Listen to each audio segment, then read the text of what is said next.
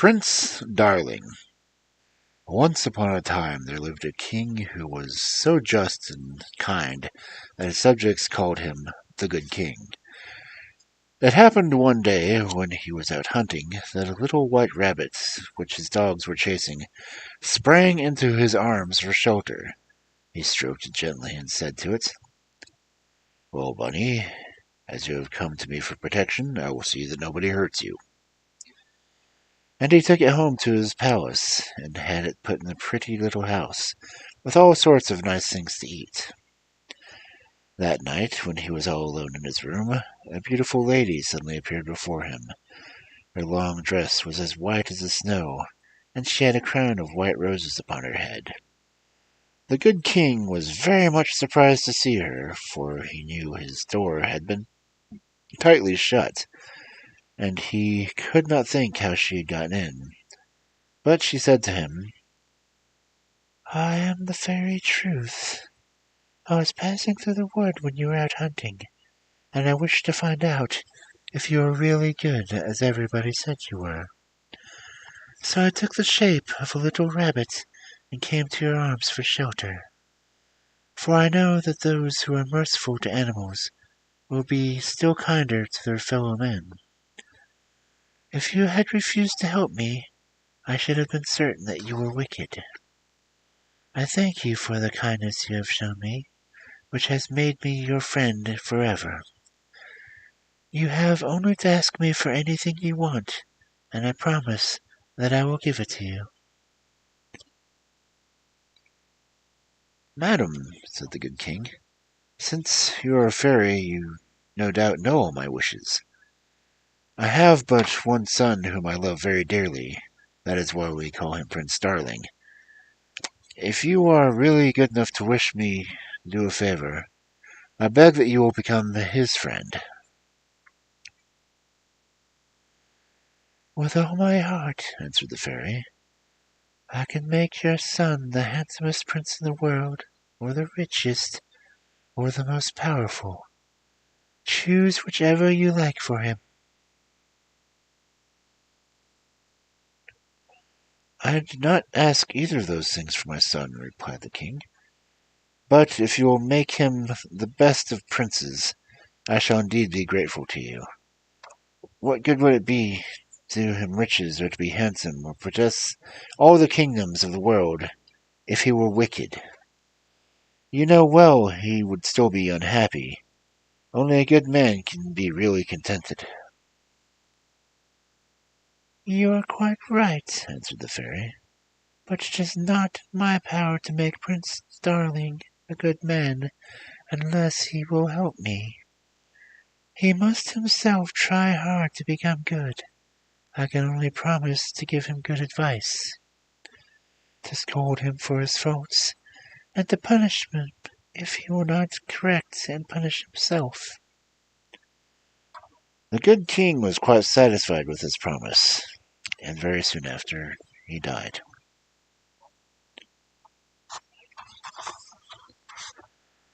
Prince Darling was very sad, for he loved his father with all his heart, and he would willingly have given all the kingdoms and all the treasures and gold and silver if they could have kept his good father with him.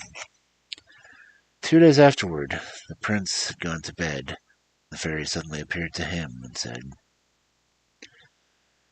"I promised your father that I would be your friend, and to keep my word I have come to bring you a present." At the same time she put a little gold ring on his finger. "Take good care of this ring," she said. "It is more precious than diamonds. Every time you do a bad deed it will prick your finger. But if, in spite of its pricking, you go on in your own evil way, you will lose my friendship, and I shall become your enemy." So saying, the fairy disappeared, leaving Prince Darling very much astonished.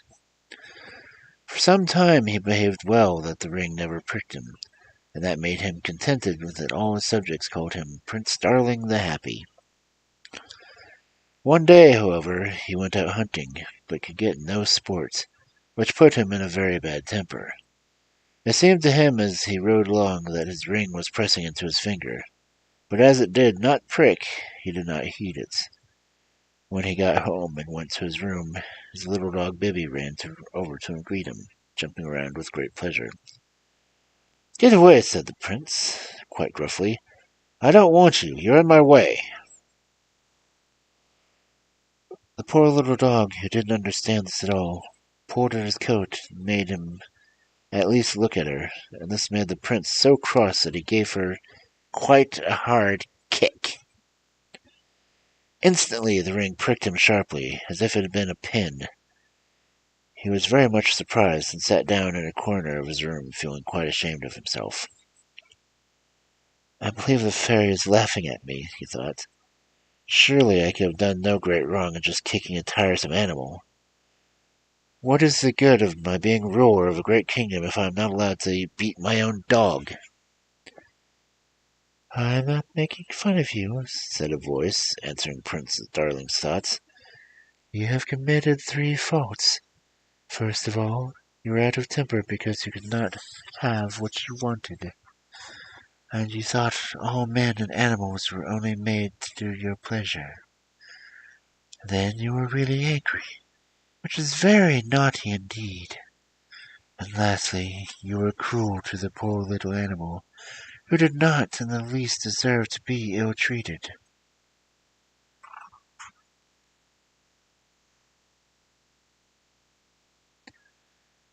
"I know you are far above the little dog, but if it is right and allowable that great people should ill-treat all those that are beneath them, I might at this moment beat you or kill you, for a fairy is greater than a man. The advantage of possessing a great empire is not to be able to do evil that one desires, but to do all the good that one possibly can." The prince saw how naughty he had been, and promised to try to do better in the future, but he did not keep his word. In fact, he had been brought up by a foolish nurse, who had spoiled him when he was little. If he wanted anything, he only had to cry and fret and stamp his feet, and she would give him whatever he asked for, which had in fact made him self-willed.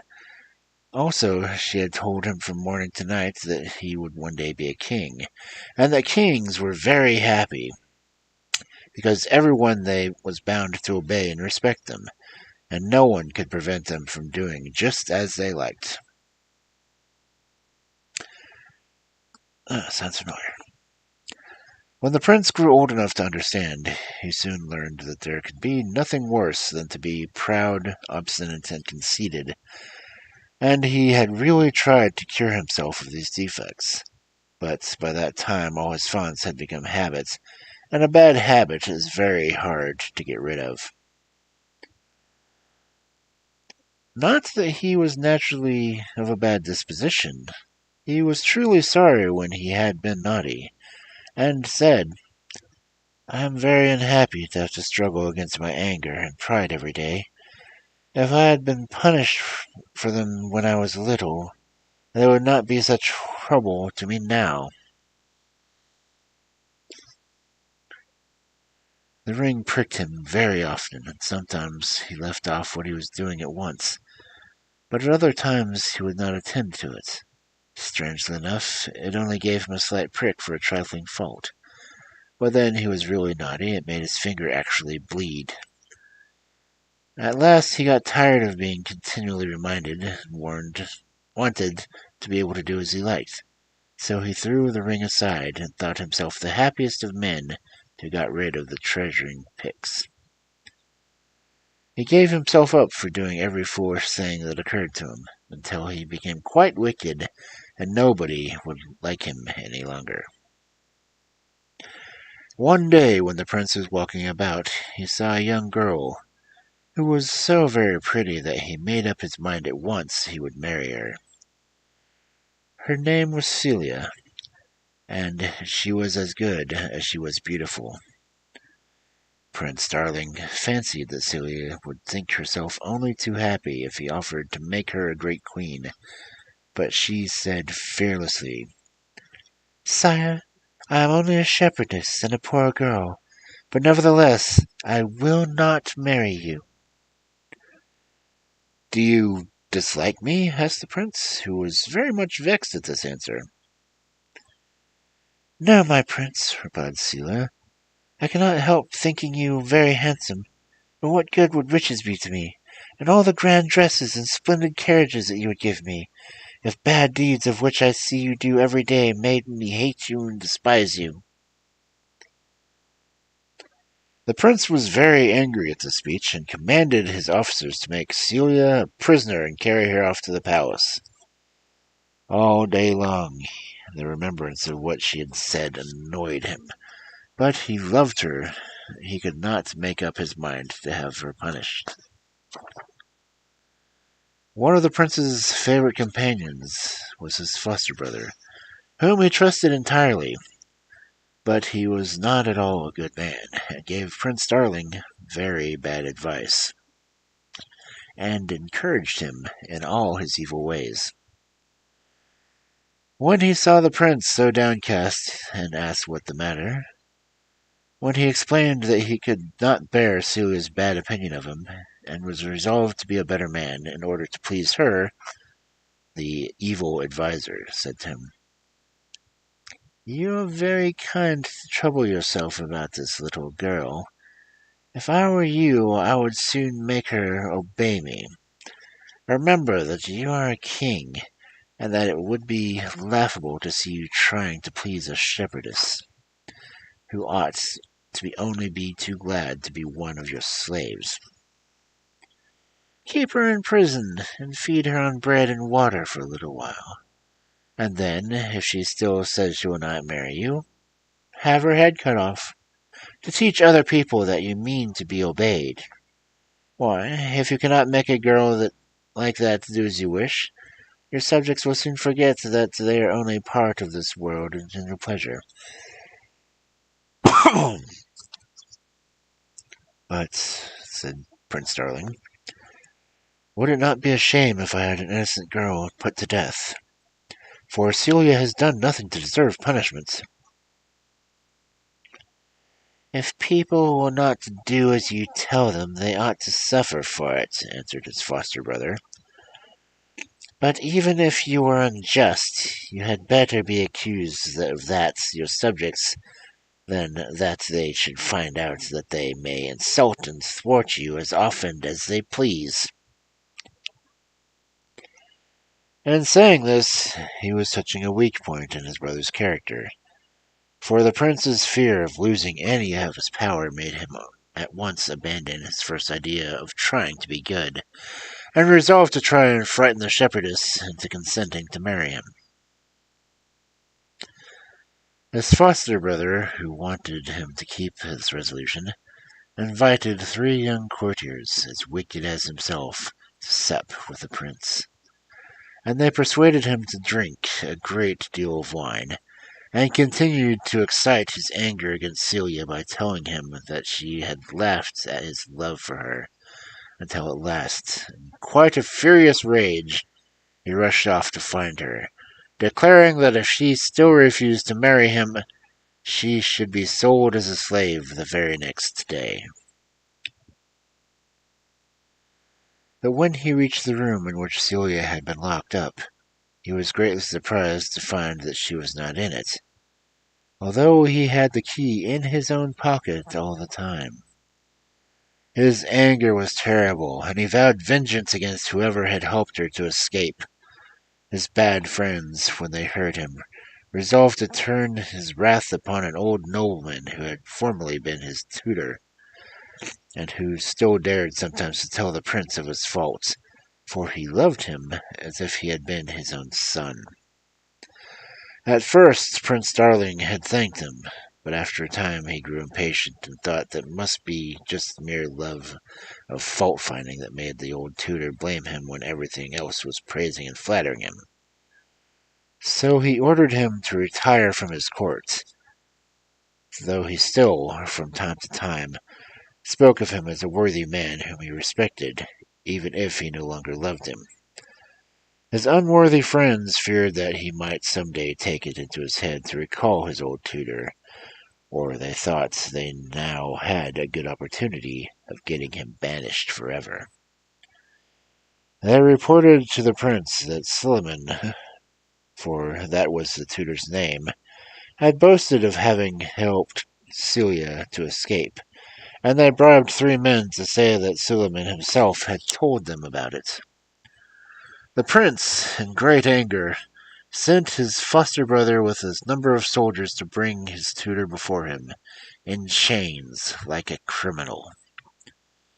After giving the order, he went to his own room, but he had scarcely got into it when there was a clap of thunder which made the ground shake, and the fairy Truth appeared suddenly before him. "I promised your father," she said sternly, "to give you good advice and to punish you if you refused to follow it. You have despised my counsel and have gone your own evil way until you are outwardly a man. You are a monster, the horror of everyone who knows you. It is time that I should fulfill my promise and begin your punishment. I condemn you to resemble the animal whose ways you have imitated.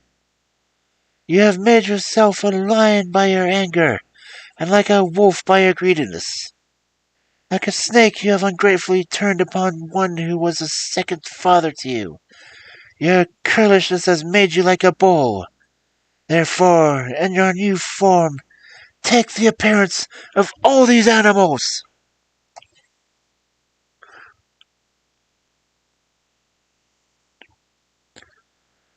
The fairy had scarcely finished speaking when Prince Darling saw to his horror that her words were fulfilled. He had a lion's head, a bull's horns, a wolf's feet, and a snake's body. At the same instant he found himself in a great forest, beside a clear lake, in which he could plainly see the horrible creature he had become.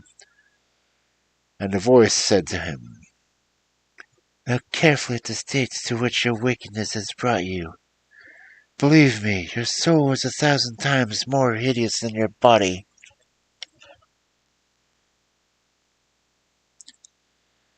Prince Darling recognized the voice of Fairy Truth, and turned to the fairy to catch her and eat her up as if he possibly could. But he saw no one, and the same voice went on. "I laugh at your powerlessness and anger, and I intend to punish your pride by letting you fall into the hands of your own subjects."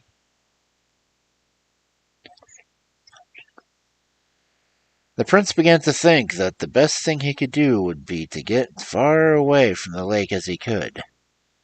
Then at least he could not continually be reminded of his terrible ugliness. So he ran toward the wood, but before he had gone many yards he fell into a deep pit which had been made to trap bears, and the hunters, who were hiding in a tree, leaped down and secured him with several chains, and led him to the chief city of his own kingdom. On the way, instead of recognizing that his own faults had brought this punishment upon him, he accused the fairy of being the cause of all his misfortunes, and bit and tore at his chains ferociously. As they approached the town, he saw that some great rejoicing was being held, and while the hunters asked what had happened, they were told that the prince, whose only pleasure was to torment his people, had now been found in his room, killed by a thunderbolt, for that was what supposedly had to happen to become of him. 4 of his courtiers, those who had encouraged him in his wicked doings, had tried to seize the kingdom and divide it between them, but the people, who knew it was their bad counsel which had changed the prince, had cut off their heads, and offered the crown to Suleiman, whom the prince had left in prison. This noble lord had just been crowned, and the deliverance of the kingdom was the cause of the rejoicing. For, they said, he is a good man and a just man, and we shall once more enjoy peace and prosperity. Prince Darling roared with anger when he heard this, but it was still worse for him when he reached the great square before his own palace. He saw Suleiman seated on a magnificent throne, and all people crowded around, wishing him a long life that he might undo all the mischief done by his predecessor. Presently Suleiman made a sign with his hand that the people should be silent, and said, "I have accepted the crown you have offered me, but only that I might keep it for Prince Darling, who is not dead as you suppose. The fairy assured me that there is still hope that you may some day see him again. Good and virtuous as he was when he first came to the throne. Alas," he continued, "he was led astray by flatterers. I knew his heart, and am certain that if it had not been for the bad influence of those who surrounded him, he would have been a good king and his father to the people. We may hate his faults, but let us pity him and hope for his restoration. As for me, I would die gladly if that could bring back our prince to reign justly and worthily again." These words went to Prince Darling's heart. He realized the true affection and faithfulness of his old tutor, and for the first time reproached himself for all his evil deeds. At the same time, he felt all of his anger melting away, and he began to think over his past life, and to admit that his punishment was not more than he had deserved. He left off tearing at the iron bars of his cage in which he was still shut up, and became as gentle as a lamb. The hunters who caught him took him to a great menagerie, where he was chained up among all other wild beasts, and he determined to show his sorrow for his past bad behavior by being gentle and obedient to the man who would take care of him. Unfortunately, this man was very rough and unkind, and though the poor monster was quite quiet, he often beat him without rhyme or reason when he happened to be in a bad temper. One day, when this keeper was asleep, a tiger broke its chain and flew at him to eat him. Prince Darling, who saw what was going on, at first felt quite pleased to think that he should be delivered from this persecution, but soon thought better of it and wished that he were free. "I would return good for evil," he said to himself, "and save the unhappy man's life."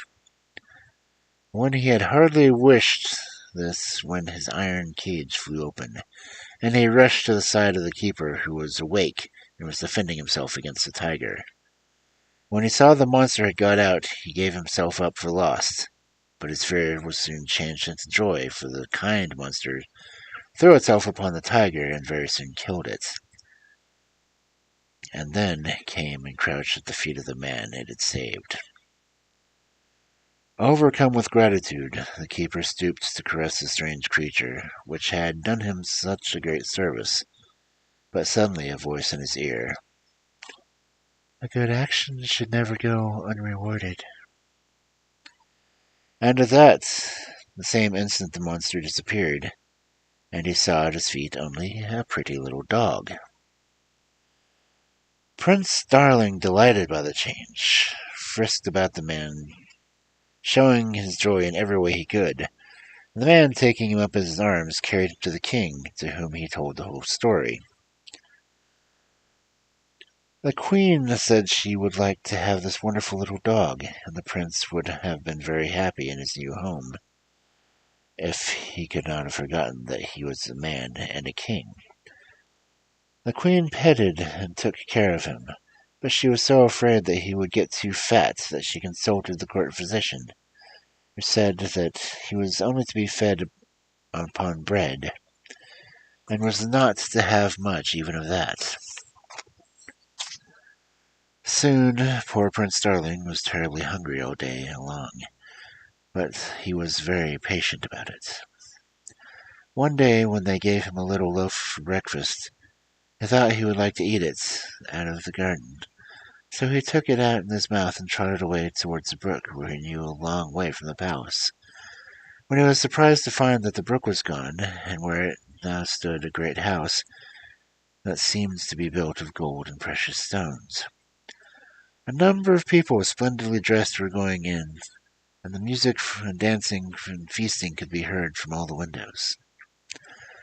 But what seemed very strange was that those people who came out of the house were pale and thin, and their clothes were torn, and rags hanging on them. Some fell down dead as they came out before they had time to get away. Others crawled farther with great difficulty, while others again lay on the ground, fainting with hunger, and begged a morsel of bread from those who were going into the house. But they would not so much as look at the poor creatures.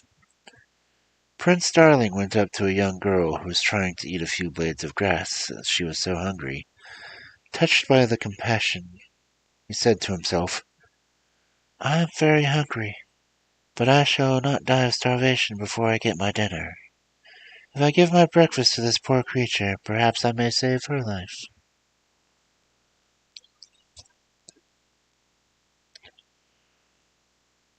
So he laid the piece of bread at the girl's head, and he saw her eat it up eagerly. She soon seemed to be quite well again, and the prince, delighted to have been able to help her, was thinking of going home to the palace, when he heard a great outcry, and turning around saw Celia, who was being carried away into the great house. For the first time the prince regretted that he was no longer a monster. Then he would be able to rescue Celia. Now he could only bark feebly at the people who were carrying her off, and try to follow them, but they chased and kicked him away.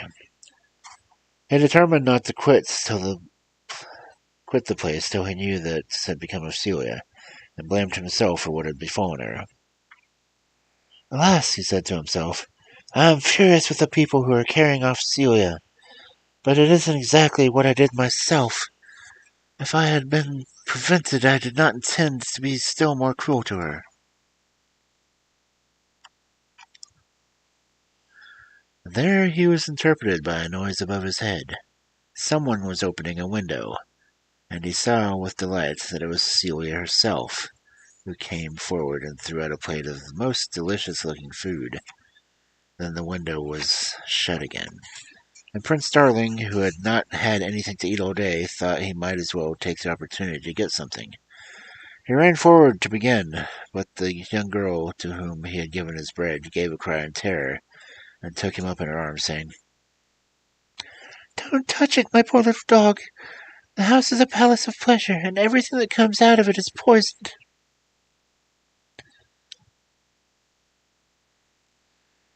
At the same moment a voice said, "You see, a good action always brings its reward." And the prince found himself changing into a beautiful white dove. He remembered that white was the favorite color of the fairy Truth, and began to hope that he might at last win back her favor. But just now his first care was for Celia, and rising into the air he flew around and around the house until he saw an open window. But he searched through every room in vain. No trace of Celia. And the prince, in despair, determined to search through the world until he found her. He flew on and on for several days, till he came to a great desert, where he saw a cavern, and to his delight there sat Celia, sharing a simple breakfast of an old hermit. Overjoyed to have found her, Prince Darling perched upon her shoulder, trying to express by his caress how glad he was to see her again. And Celia, surprised and delighted by the tameness of this pretty white dove, stroked it softly, and said, though she never thought of its understanding her, "I accept the gift that you make of yourself, and I will love you always." "Take care what you are saying, Celia," said the old hermit. "Are you prepared to keep that promise?" "Indeed, I hope so, my sweet shepherdess," cried the prince, who was at that moment restored to his natural shape. "You promise to love me always. Tell me that you really meant what you said, or that I shall have to ask the fairy to give back my form of the dove which pleased you so much."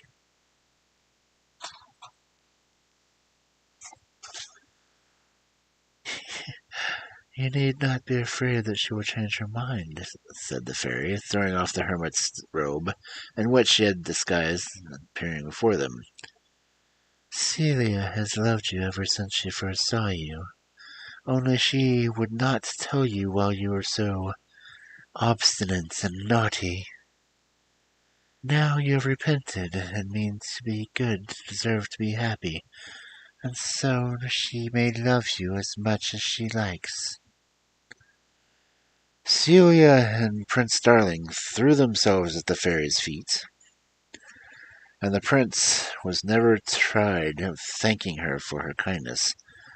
Celia was delighted to hear how sorry he was for the past follies and misdeeds, and promised to love him as long as she lived. Rise, my children, said the fairy, and I shall transport you to the palace, and Prince Darling shall have back again the crown he forfeited by his bad behavior. While she was speaking, they found themselves in Suleiman's hall, and his great delight was seeing his dear master once more. He gave up the throne joyfully to the prince, and remained always as faithful as his subjects. Celia and Prince Darling reigned for many years, but he was so determined to govern worthily and to do his duty that his ring, which he took to wearing again, never once pricked him severely.